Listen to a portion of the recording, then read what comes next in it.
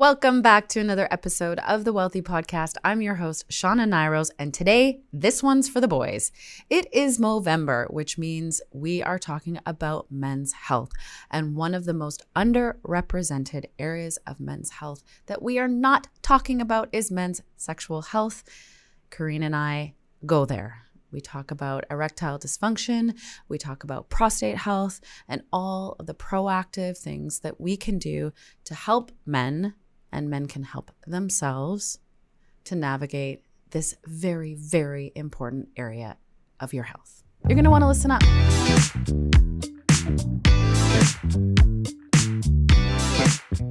This one's for the boys. This one's for the boys. Here we go. I'm going to do my best navigating a conversation that I, for once, have zero personal experience around. One of my favorite guests, physiotherapist Corrine Wade, is back. This is episode number 2 with Corrine.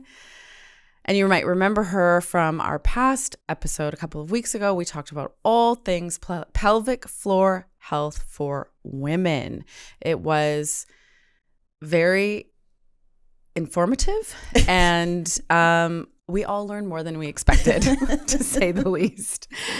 But this time we're flipping the script, and Corrine and I are talking about the secret muscle that every man should be working on. And no, it's not in the gym. And yes, it is that muscle. Men have a pelvic floor too. It's a foundation of strength, control, and frankly, confidence.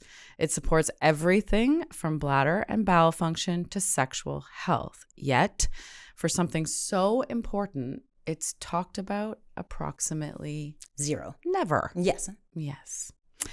But that changes today. Awesome. In Canada, nearly half of men between 40 and 88 experience some degree of erectile dysfunction, and even among younger men, research suggests that about 1 in 4 under 40 are affected. It is far more common than most realize, and perhaps maybe even more common than those stats might even capture, because it is one of the least talked about aspects of men's health. The pelvic floor plays a major role in sexual function and performance, and when it's weak, tight, or uncoordinated, it can directly affect erections, stamina, and overall confidence. Of course, sexual function is just one way the pelvic floor shows up for men. It also links to back pain, bladder control, stress, and prostate health, all things that quietly shape how men feel in their bodies as they age. And the bottom line is this: men simply aren't taught about this part of their anatomy. And so today I'm bringing in the expert. Corrine is back, and we are going to get at it, and we're just going to dive in. Go for it. So welcome back, Corrine. Thank you. I'm so happy you're back. Awesome. Our last episode was so much fun and extremely informative. And I've had so many people come up to me and be like, that episode was truly enlightening on so many levels. Awesome. So I'm hoping we can do the same thing for our male counterparts. So for those who haven't had a chance to listen to that episode, maybe just give us kind of like your quick who you are and how you got here introduction. Good. Well, the short version. So I've been a pelvic physio for 30 years, right?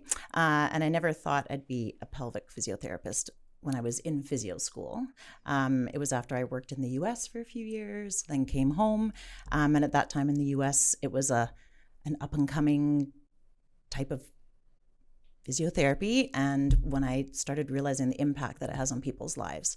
So we talked about last time and this time too, the mental emotional health, that it's not just the physical.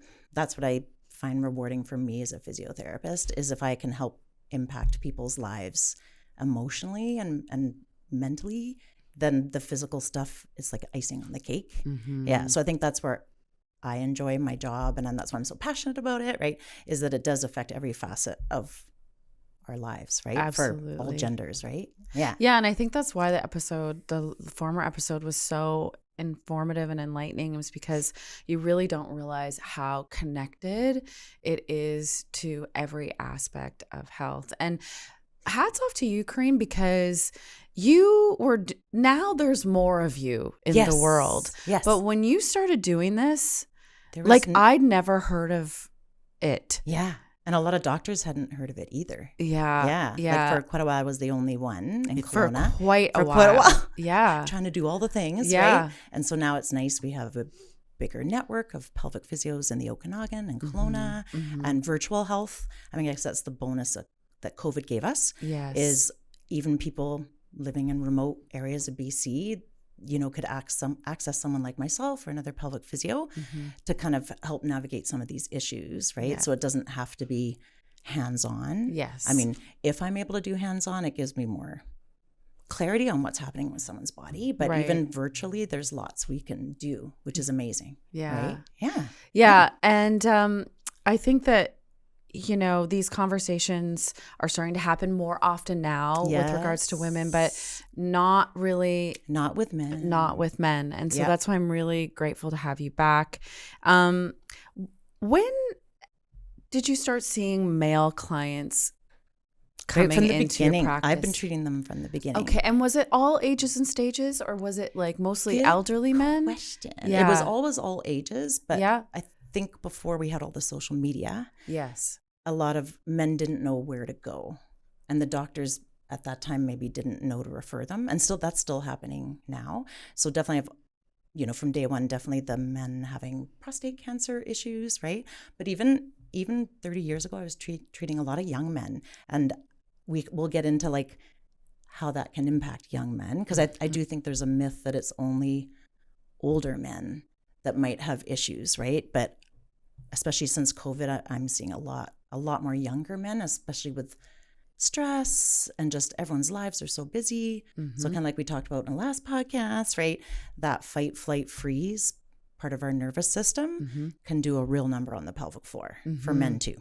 Yeah, we're going to talk about the proverbial clench. Yes. Yeah. Wait for it. The clench. And I'm so, the claw. And I bought my pelvis. I know. I was just going to say, I'm so excited. This is the first time we've ever had a prop on the Wealthy podcast. And wow, the prop. I mean, you mentioned that there were other props you could have brought. I'm grateful we started with this prop. Yes, this one's a little less freak people out. Right, yeah. For our first prop, let's just stick with the pelvis. But you brought your pelvis today. Yes. So kind of the short version, right, is that our pelvis is made of bones, right? And that inside the pelvis, we have organs and intestines. So it's like a little bowl. It is like a bowl. Yeah. And so that's why, and this is a female model, so I apologize. But essentially our whole undercarriage is muscle. Right. It's the tricky part. So cool, actually. Yeah. If you're listening to this, try to get to the YouTube episode. Yeah. It really pelvic is. Floor. Yeah. So it's not just one muscle. There's a bunch of different muscles in different layers. Yeah. So think of layers of a sandwich. And where they are located in the pelvis for men and women dictates whether it's more for urinary function, like is it helping close the urethra, right? Or is it for bowel movement, like letting the muscles relax to have an awesome bowel movement? There's a lot of them too. And they all connect essentially from tailbone to pubic bone in a sling, but then they have lateral attachments. And we talked about a little bit about this last time, that one of our main hip rotator muscles makes up the whole side wall of the pelvis. So it might be hard to see on the YouTube video, but there is a muscle called obturator internus. And again, when we talked about gymnastics, right? But even for hockey players, men in the gym, CrossFit, like any sport where we're bracing, activating a lot, that it's not just the pelvic floor, but the hip rotators and the glutes, right? And the inner thigh muscles, they can kind of add to whatever's going on with the pelvic floor. We talked a bit about the glutes last time. Is there like an action, like when your glutes are on, is your pelvis on? Or your pelvic floor, like all those little like layers of the sandwich? Yes, and especially glute max. Yeah. So the big butt muscle, because of where it attaches, is kind of in the same general neighborhood as the pelvic floor, and especially the anal sphincter. Yeah. Right? Yeah. So when we talked about tight ass or someone's type A or they're anal retentive. Right. That's kind of where if someone's anal, right? That's where that comes from. Oh my gosh, gosh, if someone's no way. like kind of quite high strung. Yeah. Or stressed right, out, right? Or like they're worries about the little things. Yes. Yeah. They're anal retentive, right? So they're not going to be able to poo because it's more their anal sphincter pelvic floor is over recruited. You learn something new every day. I know, right? Okay. And then we have organs. So again, it might be hard to kind of see on the video, but our bladder sits in there. Yeah. And then for men, like the rectum sits in there. So again, there's a whole bunch of organs in there so they're not just all floating around. Mm-hmm. Like yeah. I think a lot of people are like, well, I don't know how they're in there. So pelvic floor supports, but then there's ligaments and fascia and connective tissue that also like a big network. So again, they're not just kind of randomly floating around like, when you're on the moon or something, yeah. right? But we need the pelvic floor to support them. Well, and that's where it's actually really good to actually see it, because I think it's hard to, I guess I kind of feel like they're floating around. Yeah. But when you see it in there and you realize if everything is contracted, it makes sense why you might have leakage or why you might have constipation or some of these other, if we're going to talk a bit about erectile dysfunction. Yeah. When you actually see the anatomy, you realize, wow, it's a tight little... And even nerve pain. So I think we didn't talk about that as much last time, but in Kelowna, we have lots of triathletes, right? Ironman. Or even during birth for women. But if we're talking about men, the pudendal nerve, and there's other nerves in there, where they travel, if there's a lot of muscle tension in those hip rotators, pelvic floor, that's where people can get a lot of nerve sensitivity. So they can get excruciating nerve pain radiating into their back. All over the place, like into the testicles. Oh, okay. Could be into their perineum. And the perineum, for anyone that doesn't know what that is, it's kind of the part of your undercarriage that sits on a bicycle seat. Okay. Or for some guys call it the taint. Yep. Okay. That's what we call it in our house. Yeah. Yeah. So that would be, for anyone watching, it's kind of this, and this is a female model, but for men, it would be the space between their anus and the base of their scrotum. Yeah. Okay. So any sort of pain, right? Whether it's nerve pain or muscle pain. So if any men out there are like, oh, yeah, I feel like I have a golf ball that sits at my taint, or I have tailbone pain, or, oh, after I go for a run, my testicle hurts, or it kind feels of like it's pulled up. Yeah. Yeah. So any sort of testicle, scrotum, tailbone, anus, penis. So pain can be referred to the shaft of the penis, to the tip, to one side, right? So as a pelvic physio, we kind of act like detectives, right? And again, those nerves, I think everyone thinks, oh, my pudendal nerve is just down there. But I always tell people, if you were like an electrician, right, trying to trace wires in your house, and all of a sudden, a light keeps going off, and you're like, is it from the breaker? Is it partway through that electrical wire? So our nerves that start up in the spine, they have to travel through a whole bunch, like the psoas muscles. So there's a bunch of muscles that connect we've heard of the in there. psoas, right? Anyone with a lot of abdominal tension, hip flexor tension, people that sit all day, sometimes the nerve is getting tension up higher upstream, but where the person feels it is downstream. So they might feel it in their testicle, but I, as a physio, might go, oh, well, the source of it is more actually up, like close to their diaphragm or their spine. Interesting. And then if I can help release that upstream, again, like the breaker in your electrician kind of analogy, then downstream, sometimes they're like, oh, my testicle pain's gone. So we're always trying to figure out where is it tethered, right? Whether it's nerve or blood flow, right? So a lot of men might get like varicose veins or varicocele, like in the testicle scrotum area, and that can be very painful. Can they see it? Well, sometimes, or even the urologist they or would doctor, feel it. They might be able to see it or feel a throbbing, or just pain. So, and this is kind of another anatomy thing, but if you imagine there's a cord called the spermatic cord. So imagine when you're little and the testicles have to descend, there's a path that testicle has to travel through here to then end up in the scrotum, right? Right, yeah. So there is like a canal, the inguinal canal. And so if there's any tethering along there, and there's blood vessels that go in there, nerves. So anywhere in the body where there's too much compression, on anything sensitive. So it could be a blood vessel, muscle, nerve, and then that's going to change what the symptoms might feel like. So again, for men out there, it could be any of those things. They're like, oh, yeah, or every time I go, on my long bike ride, right? Or I go for a run, or I go snowmobiling, or something with a lot of vibration, right? Those are all things that might cause that clench or that gripping we're talking about, right? And you know, I don't know. I mean, I'm not in the head of men, but I live with a couple. Yeah. And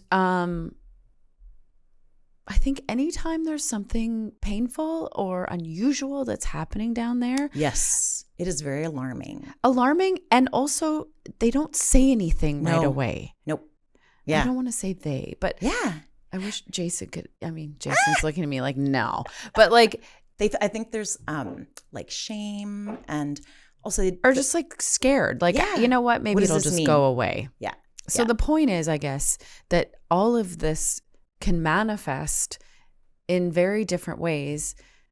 And it doesn't mean that something is broken and can't be fixed. There's a lot we can do. Totally. Yes. Or something scary. Like, you know, we do hear about testicular cancer, prostate cancer, penile cancer. Like that, those are scary, acute conditions that like, but there's a whole bunch of other things that it could be. That are totally treatable and not, you know, that extreme. Yeah. And I think what's tricky, kind of like we said before, because if there's a problem like that, sometimes then they're like, well, where do I go? Yeah. You know, should I ask my GP? But then there's a long wait list to see a urologist. Yeah. Right? Like where do you start? Yeah. Okay, so here's the answer, guys. If anything is weird down there, there's bumps or pain or, you know, sensations, different things are working, they're not working. Yeah. Then they're, you know, a pelvic floor physio might be a great first stop. Exactly. Yeah. And then at least a pelvic physio can do an assessment and kind of be that detective. Okay, do we think it's nerve, muscle? Right. And if it's not, then we can be, okay, this is the provider that I think you should like connect with. Yeah. Or here are some things you can do in the meantime while you're waiting for that appointment. Yeah. Right? Yeah. But a lot of it is kind of like we said last time, right? Is me kind of looking at the timeline, like literally like when you get up out of bed in the morning, I say to them like, walk me through your day, right? Like where are there times of increased stress? Or, you know, do you have a 5-hour commute or whatever, right? Or are they on an airplane having to fly to Europe because that's where their job is? Right. So it's any or even flying back and forth to Toronto. Like that's 5 hours. Yeah. And the stress. So, you know, we talked about last time when you think you're not going to be able to evacuate your bowels or bladder, we tend to clench. So an airplane is a classic situation. So just like how women get urge, frequency, men can get that too. So that's for young men. Just from the stress, like I treat a lot of university students, let's say, right? So they may have no symptoms and then right around exam time, right? They might go, oh, the shaft of my penis hurts, or I have undercarriage pain, testicle pain, or it burns to pee. So the tricky part is some of those symptoms sound like an STI. Right. Okay. So they might go to the doctor or the health clinic at the university. And if that doctor isn't like, and you know, doctors are busy. So a lot of times patients tell me, no one even looked down there. No one touched a muscle. They just gave me a script for an antibiotic. Right. Yeah. Right. And but a then lot the of pain these doesn't go away. Yeah. And a lot of these young guys, they say to me, they're like, that doctor didn't even ask me if I've ever had sex with anybody. Like they might not even be having sex. Like where did they get this STI that someone isn't, you know, it might not be an STI. Right. It might be that they were nervous about the exam. They're away from home. Maybe they're from Japan or something. They're away from home, or they're studying 14 hours a day and they haven't slept in days, right? That's a perfect storm. Just like a migraine, right? So I think in our culture, if you're studying all night, you haven't slept, you're away from home, and you get a headache, you're like, oh, it's just tension. Right. It's no different in the pelvis. It's just because we can't see those muscles. So I think it's important for people to go, oh, you know, 2 weeks ago, I didn't have these symptoms. Now I do.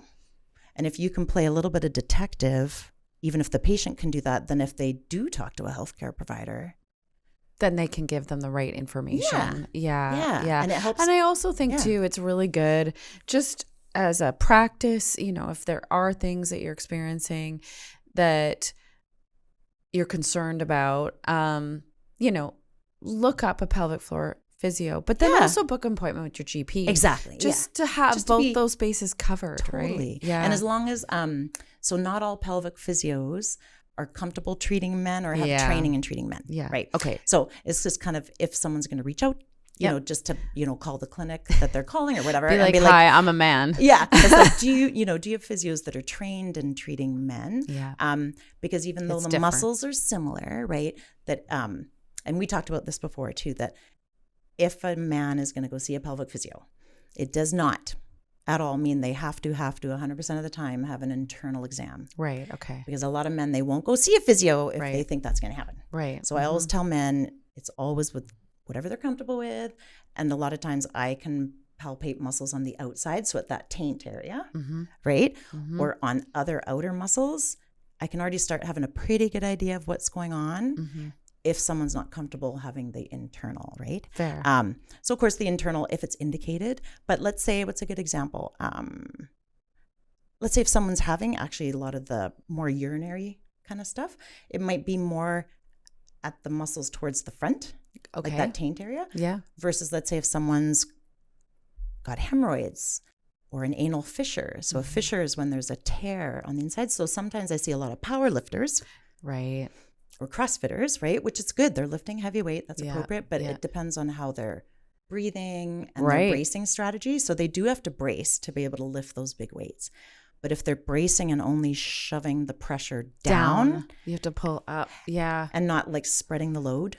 So if someone's lifting a very big weight and they have a weightlifting belt, that's appropriate. But it's more like bracing 360 degrees around that canister of their body, but not taking all the pressure and shoving it down. Right. So if men are struggling with like controlling that, because some men, they're like, oh, when I am straining a lot, I might like lifting, poop myself, or something comes out and I didn't want it to. Yeah. Yeah. So again, it could be stuff at the back door. Got it. Right. For men too. So it could be constipation or hemorrhoids or pain.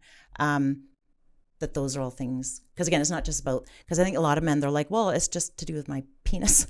Right. Yeah. Like for the pelvic floor stuff. Yeah. And a lot of stuff we do does involve that. But for sure it can be, again, that bowel, bladder, core strength, helping with hernias. Yeah. So last time we talked about prolapse for women, but I see a lot of men, if they're not breathing and activating all those other core muscles, including the pelvic floor properly, they might get a hernia. Right. Right. Or they might have just had hernia surgery. So then coming to see a pelvic physio to appropriately learn how to lift safely at the gym again so they don't get another hernia. Right. So again, it's kind of anywhere between the rib cage and your pubic bone, right, kind of, can involve the pelvic floor. Yeah. Yeah. It's awesome. And again, I just realize now like how many like ages and stages it actually impacts. Because again, I think maybe I fell into that trap too, where you think, oh, this is just something for older men. But now that there's a lot of young men that are involved in like powerlifting, sports, stress. I was thinking, we work in healthcare, and in a couple of weeks I'll be talking to a med student. Like, oh my goodness, so much stress, lack of sleep, all those things. Yeah.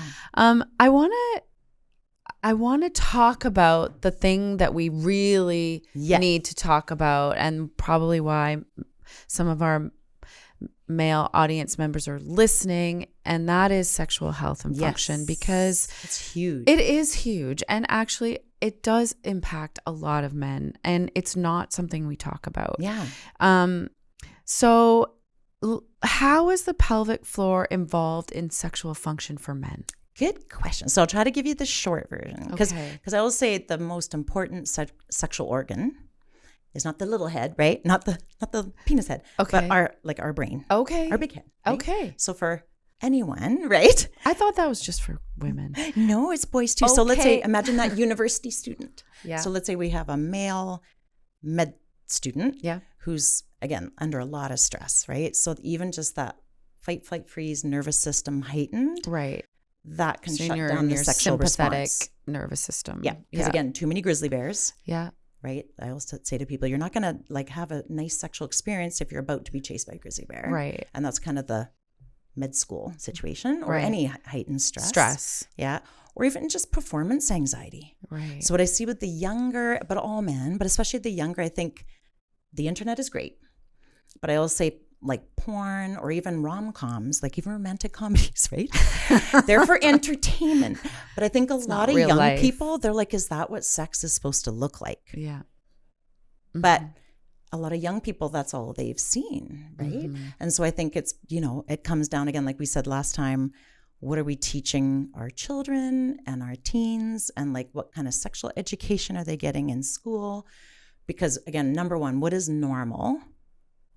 So let's say even for premature ejaculation or performance anxiety, I think a lot of men, they're like, oh, well, you know what I see in the movies is going like fast and hard for like an hour or 20 minutes, or they drop their pants, they're hard and they can go, and every time they're good. But they're not going to, like the movies don't show the times where like maybe that person didn't sleep well the night before. Totally. Or maybe they have emotional stress at work. That erection is not going to work as well, right? So again, So like sleep, yes, stress, any of it, diet, right? Like all those things. Kids sleeping in the room beside you, is that all a thing? that. Okay, All that. that's a thing for me. Just saying. Yes, that's why a lot of partners, like all genders, say, "Oh, well, hotel sex, holiday sex, way better, right?" Yeah. Because A, they don't have the work stress, they have some free time, they're more present. So we talked about that last time, right? Being present and being able to feel sensations in the body. But if we're in our head all the time, on social media, on our computer, right? So I think it is kind of like how our society is. So it's not just rom-com porn stuff, right? Yeah. But we don't take a lot of time to down-regulate our nervous system. We just are expected to perform. Exactly. On Before we go demand. do the thing. Yeah. Yeah, before we have the intimate time. Okay. So what I do tell all ages is that in the research, kind of how many minutes a sexual experience kind of is on average is like 6 to 7 minutes. So like if men are like, oh, I feel can't bad. speak right now. I really that would be oversharing. But you know what I mean? So let's say if men are like, oh, I need to have this awesome erection and have the stamina and the control and the coordination that we're talking about to last and sustain and blah, blah, blah. Like that is what you see on TV. 6 to 7 minutes, guys. Boom. That's it.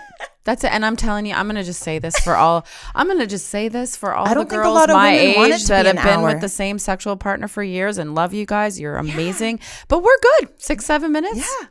Yeah. Because when I talk to a lot of women, if their partner is using maybe Viagra or Cialis. Right. Right. And the man might be like, I'm good for 3 hours. And most women are like, oh, no. Like that's kind of rare. And again, there might be some people out there that are like longer is better. So again, I think it's what is normal. Just, Like number one, what is normal? That's right? smart, yeah. And then, so premature ejaculation. So if men are like, oh, there's no magical number of like how many minutes a person has to last. It is only premature ejaculation if it's bothersome to them or their partner, right? And some of the reasons for premature ejaculation, again, could be... Can you keep going after that? Premature ejaculation? Well, good question. Good question. Okay. So let's say I say to men, imagine the shaft of your penis like a shotgun. Yeah. Okay. So in order for ejaculation to happen, there's certain pelvic floor muscles that have to like cock the shotgun and then go off. Okay. So that's going to take some coordination. Okay. So remember last time on our last podcast, we talked about any muscle, whether it's your arm, leg, pelvic floor, has to be able to move. Okay. Right? And that whole idea of can I let go? Can I tighten? Right. So same thing for men. If the pelvic floor isn't able to contract, relax, Yep. and in a coordinated fashion, Yep. right? Ejaculation can be either not happening soon enough or too early. Right. Right? So some men, they're like, oh my God, I feel like we're going forever and I still can't ejaculate. Yeah. So some men, it takes too long and that's frustrating. Other men, they're like, oh, okay, now I'm done. Yeah. Right? But So you didn't have the full experience. Exactly. Got So it. how pelvic floor physio can help with that is, again, it's multifactorial. It's kind of like what are the going thoughts, on? emotions going on with that? again, do I feel like I'm trying to be like the guy on the movie? Number one. But if it's just coming from a muscle point of view, often premature ejaculation is the muscles are kind of wound up and they're ready to just, the shotgun goes off too fast. Yeah. So it's more like we need those muscles to be more, and the brain to be more in a calm state. Mm-hmm. And then they can build that arousal and build the sensation and build the tension and have the control to choose when they're going to do that. And then in physio, there's lots of things we can do to practice that. So can you hold off on it? Like Exactly. if you have good pelvic floor like edging control, yeah. Like can Yes. you, if you're engaging in the activity and you can feel that it's like coming on, Yeah. you can, men can like, well, if their muscles are working properly. yeah, okay. Right. So let's say So a healthy Yes. man would be able to regulate yeah. that a And little imagine bit. like a young teenager. Yeah. Okay. Right. So for sure, that's So something you haven't we all even learn. practiced that yet. Exactly. Yeah. Yeah. So Okay. that's where, again, solo sex and experimenting with yourself, right? And learning about your body as a teenager Yeah. for any gender is so important. But again, in our culture, right? You know, you and I talked about last time, depending on the type of family you were raised in, or country, or environment, or religion, or whatever sociological kind of construct. Yeah. So let's say if we've made masturbation, if someone's been taught, oh, masturbation is shameful. dirty, Yeah. shameful, you better not touch yourself. That might teach any gender alone in their bedroom to masturbate fast and hard and just get it over with before mom get comes caught. through the door. Mm-hmm. So if someone only practices that way, fast and hard, get it done, then later down the road, kind of like a sport, if you practice all you anything a know. certain way, that your body's like, okay, this is what we do. Right. And then when they were the partner, they're like, oh, I can only do it that way. Or similarly, like there's a lot of conversation around porn. Yes. Because it's so readily Exactly. accessible. And young men now, again, more conversation about isolation in young Yes. men. So they're spending on the flip side, a lot of time with themselves and porn, which might delay their, like their delayed gratification. I don't even know because like it's not my and thing. also but that might be, I will say, what wires together, fires together. okay. So whatever environment, Right. any gender is, whatever environment you're in as you're pleasuring yourself Yep. is kind of how you're going to do it later, right? So let's say if the only way someone can attain that pleasure is having a visual stimulus or a video or like a situation that turns them on, and then they don't have that thing, and then they're with another partner, they might be like, what's wrong with me? How come I can't get that same excitement that I get when I'm in my bedroom by myself? Exactly. Right. So I think it's just important. It's kind of like being able, I kind of use the analogy of a gas pedal. So, when you're teaching a teenager how to drive a car, Right. at first they kind of hit the gas too much, not enough. Yeah. So that's like coming too quickly, not enough. Yeah. So yeah. it takes fine motor control, coordination Yeah. to drive a car. Yeah. But that takes practice. Same thing. So I think it's important that we, again, from a young age, say, you know what, behind closed doors, when it's appropriate, this is your body. And as long as you're exploring it in a safe way, that's important. And not to only do it one way and only use a certain visual stim, right? And I think it's just different. Like decades ago, people would pull out a Playboy magazine that they might find under their dad's bed or something. So I think that's not uncommon to want visual stim. It's just that several decades ago, there wasn't easily accessible so porn. abundant. Yeah. So I don't want to give porn, or again, I say rom-coms too, because again, that's not, nobody on a rom-com is like, just a sec, do we have consent? Yeah. Is someone wearing a condom? Yeah.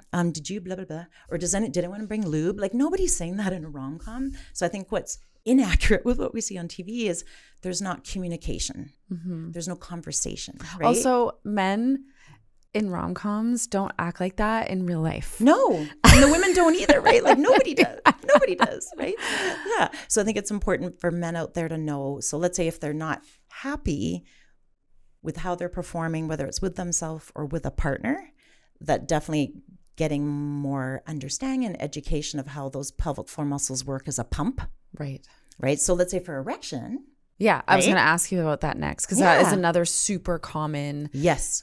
indication. Yes. Yeah. Yeah. So again, there can be many reasons that an erection might not work properly, right? So again, we could have anxiety or a brain situation. Stress, or like when Dr. Pagden was on, it could be a hormone thing, right? So let's say if someone's already checked those boxes off, or diabetes. Yeah.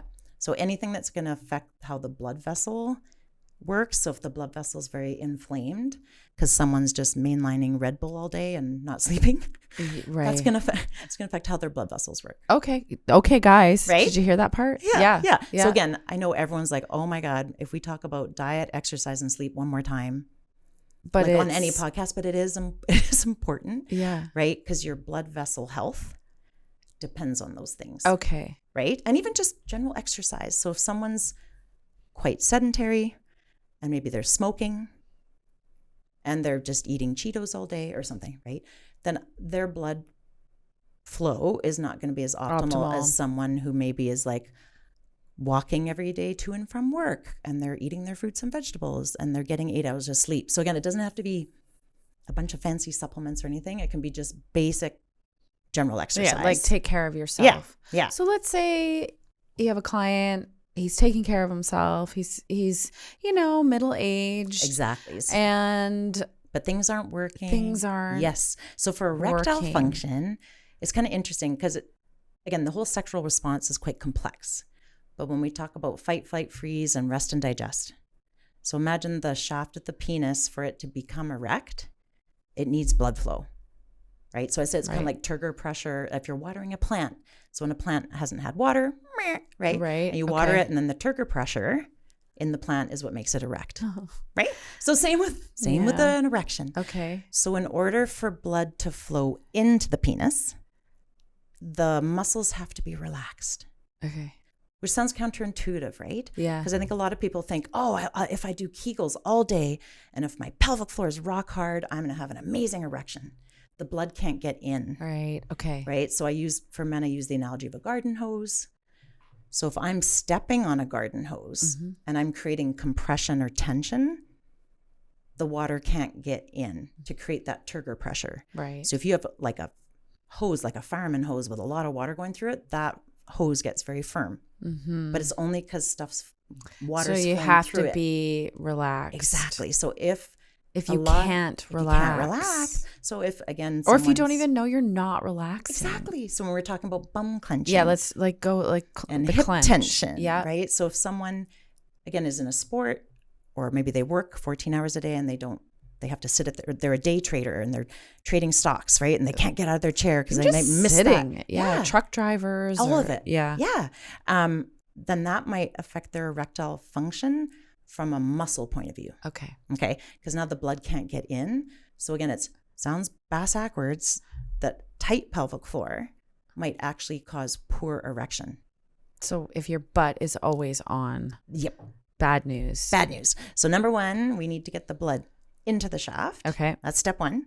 And that's more of a rest and digest.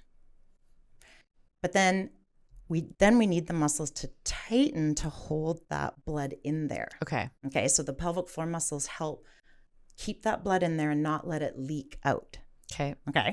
Goodness. I know. It's complex, right? It really is. And then when the penis owner is ready to ejaculate, the penis owner, the owner of the said penis, okay, is right. Even if it's with solo sex, so even if they're on their own, right? Yeah. So that point of imminent, point of no return, then they have to cock the shotgun. So those muscles that we talked about that have to contract, relax. That's more fast twitch muscle fiber. That needs coordination. Right. And that is more of a fight, flight, freeze. Because again, if you're a caveman and the grizzly bear is coming and you're in the middle of chicka bow wow, right? You're in the middle of that. It would make sense for us to procreate that man could still ejaculate, even if he's like, oh no, I might not survive this, but I'm going to pass my genetic material on to the next generation. Wow. Right? So in order to have the arousal and kind of get in the mood, you need the calm. Right. Okay. And then when it's like, oh yeah, this is going to happen, that's the excitement. Yeah. That's fight, flight. So we need both. We need both parts of the nervous system. And it's not black or white. It's kind of like a toggle switch that's going between the two, right? So we're never only in rest and digest and only in fight, flight, freeze. So the reason I explain all that is, again, like we said last time, is for any age, right, or any gender, having some ability to breathe, right? Relax. Yeah. And be present with your body. And like we were saying, noticing, do I have tension in my jaw? Yeah. Am I gripping my bum or my undercarriage so tightly that now it hurts to ejaculate? Yeah. So that's is that a thing too? Yeah. So for some men can get erect, have their pleasurable intimate time, and then after they're like, oh my goodness, for hours I was in so much pain, or days, because then it's like this boomerang effect where the muscles go back into that heightened, intense kind of migraine tight state. Yeah. So again, that's important for men out there. If they're like, well, I can get erect, I can do the thing after I suffer. Oh, interesting. Right? So it's that, you know what I mean? Yeah. So kind of like after an intense workout. Then you're sore. Yeah. But the pelvic floor after the ejaculation or the orgasm, right? The muscles should go back down to baseline. So when we're talking about muscles that maybe all day are in the habit of being tight, they have a hard time returning back to baseline. It's going to be really hard after a sexual experience to come back to baseline if you have not practiced at other times in the day. So that might be in yoga or Tai Chi or just going for a walk. Yeah, I think for me, because I mean, I shared on the previous episode that the reason I came to you was because and we'll talk about a little bit about back pain, but I had been struggling with back pain, and you taught me how to like down regulate those muscles. Like I didn't think about them. Yeah. But then once you have that awareness that here's what they look like, here's where they are, and like, can I just really drop into softening that area? Yes. Yeah. And sometimes you can do it on your own, but sometimes you can't. Like that's where it was really helpful with you, because you actually showed me this is where this is. Yeah. Now try to relax. Yeah. And, we talked about using props. So let's say if someone can't, they're like, Corrine, I am trying to relax my bum or my inner thighs or my undercarriage. Yeah. That we might use pillows or yoga blocks, or I might put them in a different position. Yeah. Right. Or different breath strategies. Right. So if people at home, they're like, yeah, that's great. I know I have tight this, that, the next thing, and I can't let it go. How do I do that? Right. So you're right. We kind of, as physios, have ways of like, number one, figuring out where it's tight, what's the movement pattern, and then moving from there. Exactly. Because I'm trying to think like for a man who's experiencing, okay, so if I'm understanding correctly, barring a medical condition that would prohibit the flow of blood to the penis. Yes. For the most part, it's dysfunction of the muscles of the pelvic floor. Yeah. And in the case of like can't get an erection, it's that the blood flow can't get in there and can't stay. So your pelvic floor, I'm concluding, is always on. And so then the treatment, the work would be how to get it to simmer down. Yes. Right? Yeah. Because in general, so it's not that men never have. And it might not just always be in your head. Like, I also want to say that, because I think sometimes, because we started there. Yes. Yeah. It's not just in their head. No. It might not just be like. Yeah. And it's a vicious circle. You're too stressed out. You need to fantasize or something like that. No, it's not just that. But it's a vicious circle, because let's say if they only have a physical problem. Yeah. Let's say mentally they're like, yep, I'm good. Da, da, da, da. But then they start having a bit of a physical problem. So let's say they have some pain, or all of a sudden their erections aren't the same as they were like 5 weeks ago. Yeah.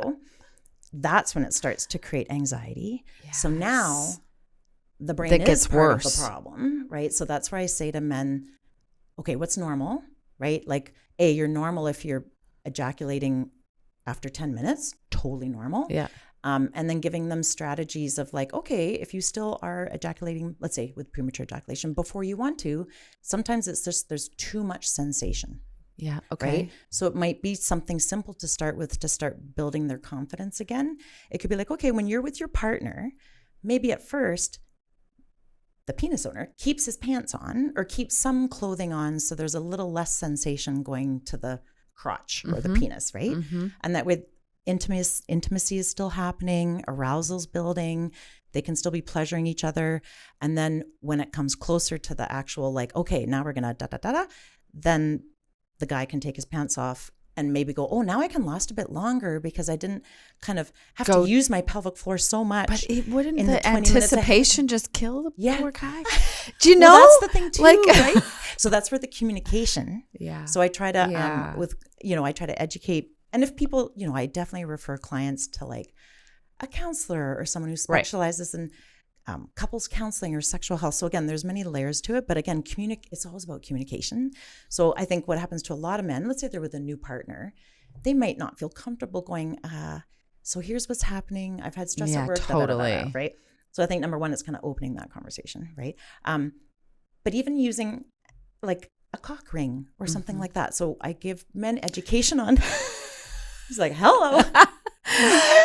So let's say someone can get like a bit of an erection, but they can't sustain it, right? Yeah. Or they get a bit of an erection, but it's not like rock hard. Yeah. So helping the blood flow stay in, that's the whole idea of using something like a cock ring, right? Okay. So imagine that is going to create constriction at the base of the penis. Okay. So that can create more sensation, right? But it could also just help the pelvic floor muscles a bit, not have to do so much work to create the pressure to keep that in there. Solution would not be appropriate for somebody that has the pre-ejaculation problem. Exactly, because that might create too much arousal. But if it's more of an erection, or they're not getting enough sensation to get aroused enough, right? Or adding vibration. So again, even like if you have a sore back or butt muscles, right? Like the Theragun. So not something that intense, right? Right. But our body likes different sensation, right? We all are creatures of like wanting variable sensation. Novelty. Yeah. So I think women are used to that because I think a lot of women are like, oh yeah, I need to kind of have the lights a certain way and the certain music and I need the thing and I need the da-da-da. But I think not all men, but some men, they're like, oh, I've never thought about the environment in the room. Like, we talked about yoga class. Can we set the environment to help the brain and body drop into the pleasurable experience? And then I think that's for some of my clients, they're like, oh, I've never thought of that before, right? And then all of a sudden they're like, oh, my erection was no problem. Yeah. Literally because something was different. You know what I mean? So it's kind of, again, teasing apart. But I also why just are the think, muscles not working? I also just think having the awareness that the muscles are not separate from your like, and they're not relaxing. Like, yes, like often they're not. Yeah, right. Yes. Like that's the key. Yes, is get to a place where whether it's the lights or you have a shower, I don't even know, whatever it is for kind of like so that you can be relaxed. Yeah. And I think too, I say to all genders, right? Let's say if they're like, well, when I'm by myself, I can get the erection, I can last a certain period of time, I can do the thing. Yeah. But then I'm with a partner, it doesn't work. Then it's like, okay, that might be more, what are your thoughts and feelings around that experience? And it might take some time too. Yeah, it's going to take some time. So I always say to people, well, let's kind of tease apart again, like that electrical wire part. If things work when you're alone, and again, it's much more complex when you're with a partner, then again, that might be, okay, on top of seeing physio, that's maybe seeing a counselor or someone, or just what are some tools I could have to have some open communication with my partner to say, oh, actually when I'm, the anticipation of is what it does. So again, it could be practicing edging, when you're on your own or with a partner, kind of bringing yourself almost to the point of no return, then bring it back down. Pull back. Yeah. And then come back up, come back down. So again, that's like practicing the gas pedal thing or going to the gym and practicing the reps of coordination, kind of, right? And I know when we talked about blood flow, I don't want to forget that, remember you and I, when we were emailing each other, that erectile function is a vital sign. So more so probably in our 40s, 50s. So probably, if someone's 18, 19, 20, likely it's not as much of a red flag for like, get your heart checked out. But in the research, they say if all of a sudden, let's say a man who has in the past had great nocturnal erections and morning would, Those two I do love are that very you important. don't keep it fully clinical. No. Corrine. No. Or the morning kickstand, right? Right. So, right. So that is such an important function. It is amazing how nature naturally sends blood flow throughout the evening. And it happens to women too. It's interesting in the research when they've like assessed the clitoris, that the clitoris too, they say it's about 4 or 5 times a night. Subconsciously, the body sends blood flow through the clitoral erectile tissue and through the penile tissue. And that's to keep the tissue healthy, right? I was just thinking that. Yeah. And to keep the collagen able to stretch. Okay. Same thing in the morning when a guy wakes up and he's got the morning. That's actually a healthy sign. The blood vessels in all of my body, they're good. Okay. But if all of a sudden, as a person's aging, they're like, I'm only getting morning wood maybe 50% of the time. Or now, when was the last time I got that? That's a sign to just be on the safe side, prevention, to go get their cardiovascular system checked, go to the doc. So that's the indicator. Heart checked, cholesterol, all that stuff. Because in the research, like a significant change to erectile function like that can precede a heart attack or a major cardiovascular event by 3 to 5 years. Interesting. So that's that canary in the coal mine. Yeah. So again, I don't want to freak people out. There's other reasons, right? It could be the person has diabetes or something, right? Sure. But again, another thing that you might check it out, right? Because if, even if one man listening to this podcast is able to prevent a stroke, heart attack, like that would be so amazing, right? Mm-hmm. So again, it's that blood flow, cardiovascular health that we all hear about, 10,000 steps a day, all that stuff that can actually help the penis. Mm-hmm. But that's where, again, the diet, sleeping. So those nocturnal erections only happen in REM sleep. Mm-hmm. So even for fertility, that's a whole other thing too, right? So let's say if a couple is trying to get pregnant and, they're getting the sperm checked and, the lady's getting her ovaries and all that stuff checked out. But imagine if we're not sleeping enough or if our undercarriage is tensioning all the time. There's actually some research showing that and they're not quite sure why, but imagine if any muscle holds tight all the time, it's going to change the amount of oxygen to the tissues. It can change even metabolites in the tissues. So they say there is some research that the quality of the sperm and the sperm motility might not be as good in someone who's had chronic clenching or chronic pelvic pain, for a penis owner. So even again, getting those things addressed, if someone's for future family planning, I want to get pregnant, because I think there's a lot of pressure on women to be it's your fertility, but making sure the men's sperm is as good as we can have it. Well, and I don't know. I mean, I don't know if the investigation, if a couple is having fertility challenges or problems getting pregnant, if the investigation on the man's side, they do. If someone's going through fertility, paying for fertility, they usually are checking both just to make sure. Yeah. But are they checking? Okay, so they're checking the quality of the swimmers and the Yeah. And so if the quality or they are not and the motility, is they not gotta kinda, great, then again circling back, and just making sure how's the blood flow and even can the sperm get where they need to travel. Vasectomies, I didn't put that on the list, but just for men out there, that in general vasectomy should not, because it's a minor procedure. But I have had men where, let's say, before having the vasectomy, and if they didn't know, like you said, we don't know we have pelvic tension. Mm-hmm. So some people have tension and it's not bothersome. That's fine. Some people might clench their jaw and it doesn't bother them. Right. But let's say if someone already has quite a bit of tension in their undercarriage, that's going to upregulate the sensitivity. That person then might go get a vasectomy, and then they might have a longer period of pain or suffering. I've had some men months later, they're like, my testicle hurts, my undercarriage is in so much pain, and I'll check, and 9 times out of 10 the muscles are quite tight. And so it's not the vasectomy itself, because that procedure is so minor, it should not cause, right? Yeah. But then that poor man feels ashamed. He's like, well, my urologist said I should be good to go a couple days. What's wrong with me?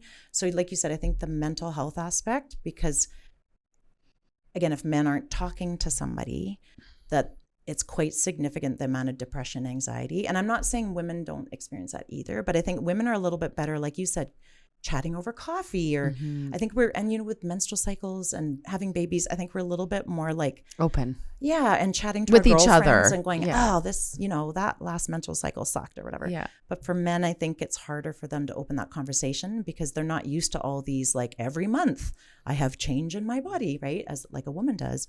So I think it is important for men to feel safe, and Movember is coming. Right. So the whole we'll probably publish in November. That is always about pelvic health, but also mental health. And it's very sad. I have had men with chronic pelvic pain that have said, Corrine, like, I've had suicidal thoughts because I can't take this anymore, whether it's sexual function or actual pain. So I think that's so important for anyone in pain. If it's like to reach out, right? And that is part of Movember, is like reach out, like you don't have to suffer. No. Right? And it doesn't have to be like, as much as I wish men would talk about this stuff with each other, I think that might be a bit of a stretch, but even just, again, reach out to somebody like you or one of your colleagues that specializes in men's sexual health, just to or even like pelvic floor, anything, right? Maybe it's incontinence, whatever it is. But that you don't, there's help out there. Exactly. It sounds like there's a lot of men who do struggle with these issues throughout their life. That just maybe aren't, because I do think that there is still this stigma with men. I think about the men in my life. Whatever, right? And you're just supposed to it's supposed to just work. And the problem the problem is always that you want sex too much and, blah, blah, blah. Right. Yeah. And, so men do experience sort of like that midlife change as well, as we learned from Dr. Pegden. Exactly. You mentioned the hormones. Things do change. Yep. And sometimes it's hormonal, sometimes it's stress, sometimes it's diet. But at the end of the day, if you're suffering, or you're feeling ashamed or unsatisfied or whatever, that there are help. Options. And that it is common, right? Like you were saying, like the stats on erectile dysfunction. So an easy stat to remember is like 40% of 40-year-olds, 50% of 50-year-olds, 60% to 60-year-olds, 70% to 70-year-olds. Because as we age, our blood vessels age. But literally, for anyone listening out there, like 50% of 50-year-olds, right? So I think when men are like, that's like 1 in 2. Exactly. Yeah. So again, that's why you should not be ashamed. Right.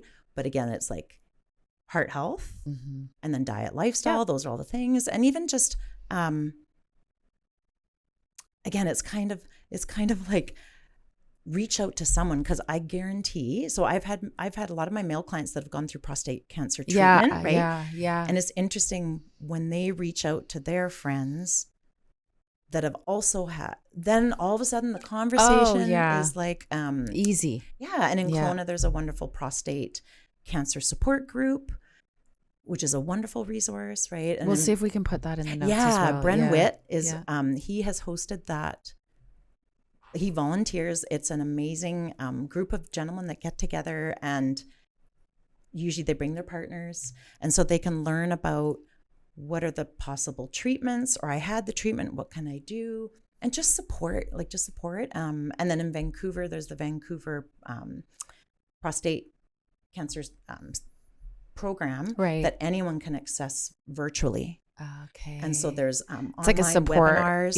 And actually there's a whole information, diet, lifestyle, what to expect post-op, and you can access pelvic physiotherapy through that platform. So again, if someone's living up north, or maybe they don't have a car or whatever, remote rural areas. So for prostate cancer, there's and definitely I treat a lot of men that for different prostate issues, right? So if they have prostate cancer, it depends on the treatment. So if they get radiation, I think it's important to note that sometimes fecal control can get affected, because depending where the radiation hits the tissue. And I think it's just important, because I think some men out there that I've treated, they're like, oh, well, I had the radiation, but no one told me. And again, it might not be right away. It might be as the radiation affects, right? So fecal control. Over time. Yeah. Fecal control after having any type of radiation in that area is something pelvic physio can help with, right? But I think it's so important, and the research shows too, that if a gentleman unfortunately has to go for prostate anything, radiation or surgery, whether it be robotic or open, pre-op, that the incidence of incontinence and erectile dysfunction is less if like 6 to 8 weeks ahead of time, even if a gentleman can come once to learn how to do the pelvic floor exercises properly. Because a lot of men and women, they think they're doing proper pelvic floor squeeze, let go, and they're just squeezing their bum. Right. Yeah. Because it's just like if you went for knee or hip surgery, right? Like it's common here in Kelowna, right? If you're going for knee or hip surgery, they're like, go to the pre-op program. Pre-physio. Learn your exercises. Because if you can get some muscle bulk, but also get the brain talking to those muscles. Before the surgery. Yeah, because post-op, it's harder for your brain to talk to those muscles because you're in pain, right? Well, just everything's been moved around. And So I think that's important pre-op. So pre-op. Yeah. So, and this is actually, I'm glad we're having this conversation because I do know a few men that are navigating prostate cancer, either pre or post. Yeah. And I didn't even know that. I didn't know that was a thing. So a lot of people don't to seek out pelvic floor physiotherapy prior to treatment. Yes. Interesting. And especially if that physio is comfortable treating men. Right. This is the caveat. Right. Because so let's say if someone has had prostate cancer or they're going, right, that I might not need to do an interanal assessment. Yeah. Because again, those muscles are more at the back door. Yep. That I might be more checking the perineum. And we kind of talked about this last time, but that if a man does a Kegel, it's easier for him to feel the on and off because his external genitalia are going to move a bit. Oh, right. Yeah. So I say nuts to guts. Right. Nuts there to you guts. go. There's so many little gems in here, Corrine. And that's from a researcher in Australia. So she coined that, Dr. Morning Joe Milios. Kickstand. Yeah, nuts to guts. So pull the nuts to the guts. Yeah. So if a man does a Kegel, that they'll feel their taint or undercarriage like gently lift a bit. Yep. And the testicles will just pick up a little bit. Okay. Almost like I say kind of like you're going into cold water. So that's a good kinda. cue. Yeah. And the penis might even especially if it's erect, it might move a little bit. And then when they let go, they should kind of feel their taint or their undercarriage fall, gently relax. Okay. So again, it's that up-down motion. And Dr. Joe Milios, she's a researcher in Australia. So she proved that pre-op, doing a certain number of Kegels, both fast twitch and slow twitch. So what that means is endurance. Yeah. So just like if you were a sprinter versus a marathoner, right? That our pelvic floor muscles, they sometimes need to be able to hold, like so you can get to the bathroom. Yeah. Sometimes they need to quickly react, like when you, or to cock the shotgun. Yeah. Right? Yeah. So if men at home are trying to do Kegels and maybe they're not doing the right reps or not doing it right, it might not be as effective as if someone, or it might work in the opposite way. Yeah. They might be tight. Yeah, exactly. They might be holding everything so tight. Yeah. That then post-op, they might be like, ow, I hurt more or something like that, right? So it just helps get men drier because unfortunately after prostate cancer surgery, usually the men are incontinent of urine and erectile function initially post-op is not there. What do you mean they're incontinent of urine? They don't have urine. Yeah. Oh, I see. And again, it totally depends the type of surgery, the extent of it. Yeah. So let's say if someone has a higher grade cancer that had spread and the surgeon had to cut out more like around the prostate. Yeah. And the nerves in that area are so delicate. So even though all the surgeons try to, as best they can, not disturb the nerves that supply the erection, sometimes it's tricky, right? So the reason men are incontinent is, and I'll try to give this a short version, is the pelvic floor that we see at the bottom, the undercarriage, that's under our conscious control. So that's why right now, if you and I wanted to do Kegels, we could feel the undercarriage move. Right. Okay. So those muscles are on the base. But then at the neck, at the base of the bladder, so let's say if this is the bladder, this is the prostate, when they do the surgery, they have to take the prostate out. Okay. So now And it's just, unfortunately, it disrupts the internal sphincter, okay. which is a group of muscles that help control, that we don't have conscious control. Now, unfortunately, that is no longer there. So post-op, they have to totally rely on only the muscles. What if they can't? Well, that's why the pre-op is very important. I see. Okay. Yeah. But like, okay. So there's nothing that the surgeon or, like the urologist can do to help with those muscles that you don't control. They have to totally relearn. And that's why it's so important. So let's say if and a lot of men, as they get older, their prostate gets enlarged. So just having an enlarged prostate, again, doesn't mean they have cancer, right? But the bigger the prostate gets, the more it kind of puts pressure on the urethra. So some men, what kind of keeps them continent is they don't know it, but they're kind of relying on this pressure to keep the urethra not very open. Right. But then you have prostate surgery. They take that entire mechanism out. Mm-hmm. Part of the urethra goes through the prostate. That all goes bye-bye. So now that patient has to be very good. So it's just kind of hanging there. Well, it's not that it's hanging, it's that it has to work a lot harder. Right. Okay. Right? Yeah. It's like it's all on you, pelvic floor. So now it's, instead of having two mechanisms that kind of help, one is gone. Yeah. So you have no backup. It's all on the, so even just getting up out of a chair, that person can leak. Right? They have to learn with a pressure change. So it could be sneeze, cough, or they just get up out of a chair and they're like, oh no. It's kind of like after having a baby, right? Yeah. It's not the same, but it's similar. Mm-hmm. That just like after having damage after having a baby, that women have to totally relearn and re-educate those muscles. Same with the, right? Mm-hmm. And for erectile function. So again, it totally depends on the extent of the surgery. So men can get that urinary function back. It usually comes back faster than the erectile function. Now, in saying that, I've treated some men where maybe the surgery wasn't very invasive, the cancer was very small. They're like, I didn't leak at all at post-op. So I'm not saying all men do, but it is quite common. And I think it's important for men to know. Yeah. Because I've had a lot of men that are too. like, nobody told me that it might take 2 years to get my full erections back, or that I might never get them back. Yeah. And the other thing is, once that mechanism has been removed, and a lot of men, they're just like, I can't believe no one told me this. But after a prostate cancer surgery, down the road, if they're able, to get erect and have orgasm, it'll be a dry orgasm.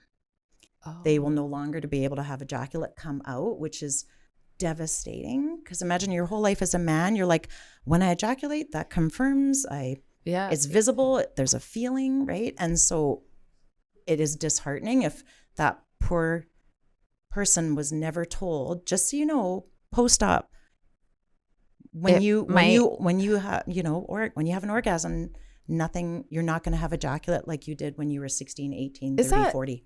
For every man? Oh, wow. Because it's what they have to do in the surgery. Yeah. So I think it's just important. So again, I think it's always, the more information we have going into any surgery, it's kind of like, you go into any surgery and you're like, well, no one told me that was going to happen. That is going to be so devastating emotionally. But that's where like having that information ahead of time. Mm-hmm. Or let's say, what happens if I can never get erect again? Then what? But there's medications, right? There's things we can do. But it's important for couples, I think, to have that conversation about intimacy. Yeah. The intimacy doesn't have to include penetration, like all that conversation. Yeah, so I think that's where, again, counselors, like we always say, it's a whole team. But like just for men to know there's support, that they don't have to suffer, because that's where the amount of depression for men after like having that is significant. Wow. Okay. Because it's their manhood, it's their confidence. Like you said, it's their confidence, it's their sense of self. Mm-hmm. And all of a sudden, you wake up after the surgery, and it's like, what happened? Just gone through cancer. Yes, that too. Which is also really traumatizing. Yeah, and for a lot of men too. Just like psychologically. Oh, hugely. And emotionally. Yeah, and then is it going to come back? Like, right? Yeah. But also a lot of my patients haven't been told that the shaft of their penis might be shorter after the procedure, because, and again, as they're kind of going through the rehab after, they're not getting those nocturnal erections we were talking about. Right. Right. So as a So physio, you're not getting you're not getting that. the flush and the stretch. Yep. And it's like taking your penis to the gym, right? So Yeah. when you're 18, 20, 30, 40, right? Your penis is getting that awesome blood flow at night. So as pelvic physios, what we do to help men after prostate cancer is, and I know this is probably like TMI, but is using a penile pump, like a vacuum pump. Okay. To actually engorge those tissues with the blood, but also the shaft having the collagen stretch so they maintain their length. Because let's say if you don't get to have erectile function until 2 years later, and that collagen has not been stretched, it's not like going to an be atrophy, as good. right? Yeah, like it's not going to be as good. So I think it's just important that it's not just Kegels. Okay. Right? That it's like there's other things. There's a whole bunch, that it's the mental health, but it's also like, oh, what can I do in the meantime? The penis needs to go as to I'm the gym. rehabbing. Pre-workout needs to go to the and gym. Yeah. It's stuff we don't think about. You know, Totally. It's like the whole body. When it's working, you don't think about it, and then when it doesn't, you're like, uh-oh. And it's stuff we don't talk about. No. But that's where the Prostate Cancer Resource Group, support group, talks about stuff like that. Yeah. That I've gone and done lectures there, like Dr. Locke has gone. So there's people in the community that go support that support group. So the men are getting the best information possible. You know what I mean? Yeah. That's amazing. Yeah. I know you. There's always so much information. I know. And I'm just thinking as we're chatting like that, it's such a valuable segment that we just talked about, that there's many men that are navigating prostate cancer. It's such a common cancer. During and post. I almost want to clip that off and do like a little mini segment episode on prostate, because and even when we talk about cancer, like for the next, right? Yes. Okay. So I have a question, like kind of as we wrap up. Yeah. Because we've talked on both episodes, we did talk quite a bit about urinary incontinence. Yes. This one sort of more just as an aside. Yeah. But it got me thinking, and I want to ask this, like, as we get older, we see the ads on the TV, especially when we're watching like game shows and stuff like that, for like the adult diapers or whatever you call them. Like depends. Yep. Yes. Is urinary incontinence, and I just sort of like chalk it up to like, you know, you get old, you can't see, you can't hear, and you can't hold your pee anymore. No. But that's a myth. Is a myth. Yes. So it is not necessarily a given that as we get older, like into our good question. 7th or 8th or 9th decade, that we're just going to be back in diapers. Good question. I think it's a total use it or lose it. Okay. So it's kind of like any muscle in our body, right? It's kind of like, you know, I always use the bicep as the analogy, right? That if I did nothing to my bicep in my 40s, 50s, 60s, at 70, I'm not going to be able to lift anything. But if throughout my lifespan I use that muscle, right, then it's going to bode well for me in the future, that it's going to keep working even when I'm 70 or 80. So I'm kind of biased, right, being a pelvic floor physio. But again, if those muscles are one of our most important core muscles, right? So we've talked a lot about bladder, bowel, sexual function, right? But the back pain, that, you know, if we want to keep walking and playing pickleball and traveling, and, you know, it's the things that for longevity that bring us joy, we want to keep that pelvic floor, like not just strong, right? But like you said, coordinated, so that we aren't leaking, but also so that we don't have back pain and all the things. But no, incontinence is not. It's not inevitable. Okay. But again, it's how is the function of those muscles, and were we doing anything to strengthen if we're them? just, you know, this is a great place to like close. Like, yes, you know, if we just want to preserve the longevity of our pelvic floor. Yes. What should we be doing? Well, good question. So what's interesting is they've even done research. So again, it doesn't only have to be Kegel, right? Yeah. That I always say the goal, whether it's after prostate surgery or after a baby, our goal is to get the pelvic floor, because again, it works as a team. Yeah. To work with all the muscles. So they've even done research with, let's say, women that are leaking after having a baby, where they didn't give them Kegels. They actually put them on a program lifting weights and exercising, but using I call them the orchestra muscles. because it's an orchestra, right? A team. So let's say the gluteus medius, the hip rotators, the butt. If those muscles on the outside and the diaphragm and the abs, if those guys on the outside are working well, they found in the research, especially with the hip rotators and the glutes, the women stopped leaking. Because the glutes and the hip rotators, glute med, especially in the hip rotators, works with the pelvic floor. Right. So again, same for men. If I'm treating men after prostate cancer, we're doing the Kegels, but I'm like, guess what? We're also doing glute strengthening, hip, breathing, ab. Like we're doing whole core strengthening. So definitely, you know, if we're talking about prostate cancer, men that go into the surgery fit and they've been going to the gym, weightlifting, walking, biking, yoga, all that stuff, they do way better because their pelvic floor is already part of that whole system. So again, it's never just the Kegels, because if the rest of those muscles don't have good muscle bulk, it's just So when you say, what should all of us be doing? You know, even a basic, you know, 2 to 3 days a week doing some sort of resistance training. It's all the same. And walking. That's what I mean. It's all it's the probably same. Everyone's like, oh my God, if one person says, but it's, like, I love diet, that. Sleep. It's good advice for everything. So it's kind of just making sure all those postural muscles get to work in many planes of motion.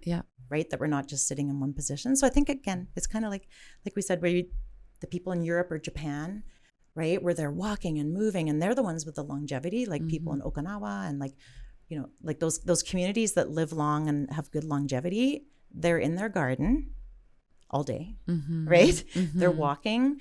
They don't drive. They kind of walk to get their, you know. So I think it's just more those basic concepts. Right? They're squatting to pick the potatoes and the tomatoes and the So I think that's the thing, is it doesn't have to be complex. Right? It can be even just those basic things to start with. Like, am I moving my body, sleeping, and eating some decent fiber and fruits and vegetables so we don't get constipated too? But like, you know, the whole. Yes. Yeah. I know. I could go on forever. So like, I love it. I always am so ambitious. Like, second time with you, I have like 26 questions. I think we probably covered off like most of them for sure. But it's always so enlightening, and you just have this way of being able to like I said, sort of bridge your clinical experience with like practical real life. This is what it looks like. We're in the trenches. And I really appreciate it, because you know what? These subjects intimidating. Yeah, these subjects are uncomfortable to talk about. And I do think that having a clinical perspective is helpful, because then you realize like this is actually a real thing. It's not just in your head. No, and nobody has a perfect sex life. I'm going to tell you. Yes. Like nobody. Just the rom-com people. That's about it. Right? Exactly. And like, I think also being real about the stigma and the way, like what you just said, that the fact that we're not talking about it, and we can't just expect men, and this is like a little bit of my own perception, to go from 0 to 100. Like we say, November, let's talk about it. Let's talk about it. But it isn't like that simple. No. And so let's say if you said to me, well, how are we going to change that? Right? So in the perfect world, I think it would be great, like what I do on my intake form, so that men don't have to, on their first visit with me, face me, and they'd never met me before, all of a sudden start talking about their testicles. Like, they're not going to do that. Yeah. So I have an intake form that they can fill out in the privacy of their own home. And then depending on their comfort level, right? So even for physicians or for any health practitioner, even having any sort of intake form that's just very simple. Like, any change in your erectile health. Yeah. How's your morning wood? Right? You know, that sort of stuff. Like, are you bleeding when you poo? Like stuff like that. Like hemorrhoids, right? Post-void dribble. We didn't talk about that, but post-void dribble is very common in men, and usually that's the muscles are too tight and they're not fully emptying the pee. And then afterwards, they get dribble. So pelvic floor physio can help with that. Also feel like that's a thing for elderly. Or shy bladder. Yeah, any of that stuff. Yeah. But I think if we made it more easy for men, because the GPs are so busy, but I've never had a GP ask me how my sex life is or how my orgasms are. Like, it's not their fault. I don't think they have time, and it's not really in their, a lot of, I think, physicians feel uncomfortable because they don't want to make the patient feel uncomfortable. So I think whenever it's a form someone can fill out, and not anonymously, but kind of go, here's here's my symptoms. Just read this. So for patients that have these symptoms and maybe they feel afraid saying it, jot it down on a piece of paper and just show it to your physician. Just say, I feel uncomfortable. Can you just read this? Right? Yeah. And or like have a script. So sometimes I'll give patients a script. I'm like, just say this to open the communication with their GP so that the patient doesn't feel awkward. Totally. Yeah. Yeah. So it's hard. It's hard. It is hard, but I mean, it is, I think you've offered some really great advice to both, clinicians, but also men that might be experiencing this. I love the idea about just the form, because just the act of thinking about something, you start to like, it jogs your mind. You're like, oh, actually, and then there was this. Oh, and then there was this. Whereas sometimes in the moment when you're just sitting and having that consult, you forget. And then you get home and you're like, shit, I should have said this. I forgot about that. Because 9 times out of 10, if my male patient has testicle pain or undercarriage pain, I'm like, I'll ask them about the urinary stuff. They're like, well, yeah, I've always had post-void dribble and I have shy bladder. Yeah. But they don't know what it's called. They don't know. They're just like, I've always had that. Yeah. And then I'm like, well, guess what? We can fix both because it's all related to the same muscle. So yeah, I think it's kind of making sure. Yeah. Yeah. As long as people are aware. Yeah, totally. Yeah. Okay, we did this. We did it. We did it. And it wasn't, I don't think I said anything too weird or like embarrassing. And you are always just so much fun. I love our conversations. So funny. Thank you, Corrine. You're welcome. Thank you for shining a light on an area of our anatomy that dare I say very rarely sees the light of day. It's true. Yeah. It's true. And I feel like for the half the population ish that owns a penis. Yeah. This has been a big deal. Super helpful episode. Yeah. So thank you. You're welcome.